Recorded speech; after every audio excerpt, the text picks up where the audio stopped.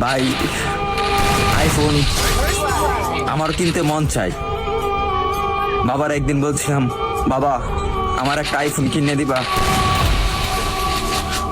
বাবা আমার দিকে তাকিয়ে বলতেছে, বাবা তোর একটা ফোন কিনে দিতে খুব ইচ্ছা করে, কিন্তু আমি 400-500 টাকা কামাই করি, রিক্সা চালাই, তোর আইফোন কিভাবে কিনে দেই? ভাই কথাগুলা আমার জন্য বলতেছি না, আমার মতো হাজারো মধ্যবিত্ত ছেলে আছে তাদের জন্য বলতেছি। আরে ভাই আমার আইফোন আছে সেটা আমি মানি, কিন্তু সবার তো আর আইফোন নাই। কিছু পোলাপান আছে নতুন নতুন শার্ট পরে, নতুন নতুন প্যান্ট পরে, নতুন নতুন সানগ্লাস পরে, 2 দিন পরে পরে আইফোন পাল্টায়।